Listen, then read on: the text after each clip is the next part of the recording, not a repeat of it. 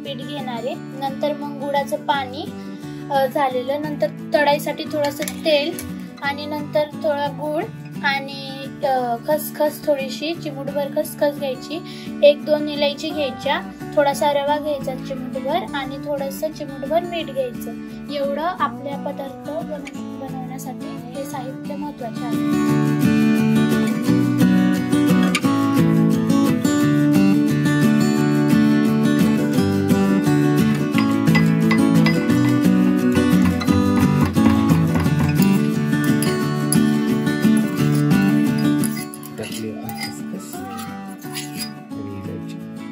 आर्या, आपल्या प्रोजेक्टसाठी तू ही डिश का निवडलीस? कारण की ही माझ्या आजीपासून स्टार्ट झाली आणि आम्हाला लहानांपासून ते मोठ्यापर्यंत ही स्वीट्स आवडतात.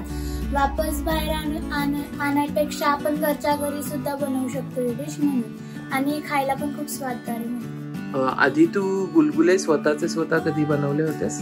नाही, मी नव्हते बनवले. आणि मग आज कोणी शिकवलं तुला बनवायला? आज माझ्या मम्मीने मला शिकवलं. मम्मीने शिकवलं.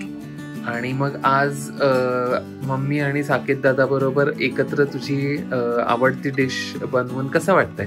खूप छान वाटते आणि बनवताना खूप मजा पण आली. आणि तो व्हिडिओ बनवण्याचा अनुभव कसा होता तुझ्यासाठी?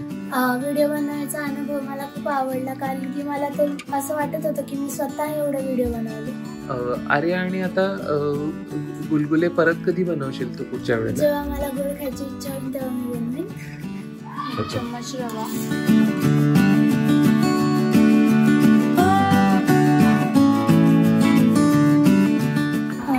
मीठ घ्यायचं चिमूटभर,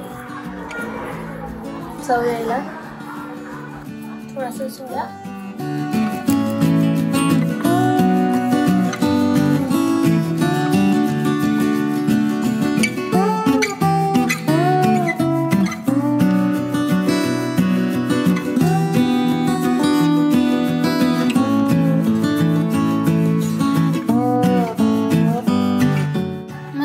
आपण आपलं पीठ तयार केलेलं आहे.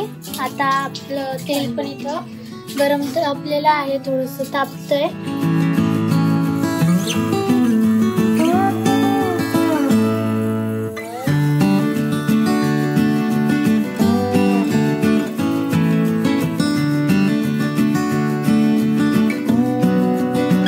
प्रिया म्हणाली की आजीपासून हा पदार्थ आलाय आणि आता ती पण शिकलीये, तुम्ही तिला शिकवलंय, तर कसा वाटतंय तुम्हाला? ही जुनी परंपराच आहे का, तर मी पण माझ्या आजीकडून शिकलीये आणि आता तो जुना पदार्थ मी मुलीला शिकवते. आणि हा पदार्थ असा आहे जो लहान मोठे थोरांपासून सर्वांना आवडतो, म्हणून मी तिला ही रेसिपी सांगितली.